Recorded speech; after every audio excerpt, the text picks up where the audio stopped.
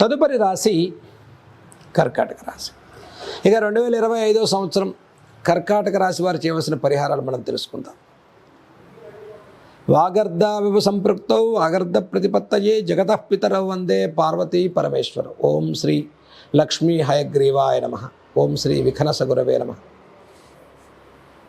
ఇక ఈ సంవత్సరం శ్రీ విశ్వావసనామ సంవత్సరంలో కర్కాటక రాశి వారు ముఖ్యంగా అష్టమ శని దోషం తొలగిపోతుంది. కర్కాటక రాశి వారికి లాభస్థిత బృహస్పతి నుంచి ద్వాదశంలోకి గురువుగారు మారటం, అలాగనే రాహుకేతువులు ఈ సంవత్సరం తృతీయంలోంచి ధనస్థానంలోకి కేతువు, భాగ్యస్థితిలో ఉన్న రాహు అష్టమ స్థానంలోకి రావటం కర్కాటక రాశి జరుగుతుంది. మరి అష్టమ శని దోషం పోయింది కాబట్టి చాలా వరకు సమస్యలు అధిగమించగలుగుతున్నాం. మరి ఈ సంవత్సరం కర్కాటక రాశి వారు ఏం చేస్తే బాగుంటుంది అంటే, అష్టమ రాహు దోషం పోవటం కోసం ప్రతిరోజు కూడా దుర్గా అమ్మవారి యొక్క నామాన్ని జపం చేసుకోండి.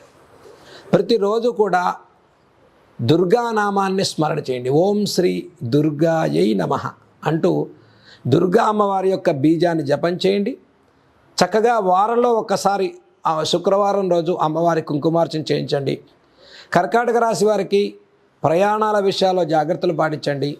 రాహుకాలంలో ముఖ్యంగా రాహుకాల ప్రయాణం కానీ, రాహుకాలంలో మీరు సుదూర ప్రాంతాలకు యాత్రలు కానీ, కొత్త వాహనాలు కొనుక్కునేవారు కానీ, కొత్తగా ప్రయాణాలు చేసేవారు కానీ, కొత్తగా కన్స్ట్రక్షన్స్ చేసేవారు కానీ, ఈ ట్రాన్సాక్షన్స్ చేసేవారు కానీ, మీ ఫైనాన్షియల్గా ఫండ్ బ్లాక్ అయిపోవటం, రాహుదోషం వల్ల అనవసర అపవాదమానాలు పడటం, ఆకస్మికమైనటువంటి ఇబ్బందుల నుంచి తొలగిపోవటం కోసం నెలలో ఒక్కసారైనా సరే దుర్గా అమ్మవారి యొక్క దర్శనాన్ని చేసుకోవటం, కనీసం సంవత్సరంలో ఒక 3 నెలలకు ఒకసారి, అంటే శక్తి ఉన్నవారు నెల నెలా కూడా దుర్గా సప్తశతి హోమాన్ని చేసుకోవచ్చు. దాన్ని చండీ అంటాం. చండీ పారాయణ, చండీ హోమాన్ని మీరు చేసుకున్నట్లయితే కర్కాటక రాశి వారికి ఈ సంవత్సరం చాలా విశేషమైన ఫలితాలు కలుగుతాయి. దీంతో పాటుగా ప్రతి గురువారం కూడా దక్షిణామూర్తి యొక్క స్తోత్రాలు చదువుకోండి.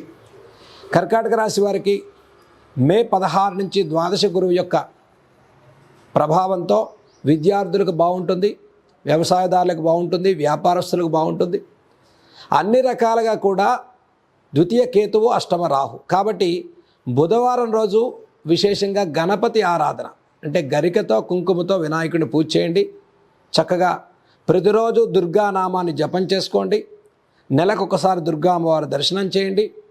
3 నెలలకు ఒకసారి చండీ హోమాన్ని చేసుకున్నట్లయితే అపారంగా గురువారం రోజు దక్షిణామూర్తి స్తోత్రాలు చదువుకోండి.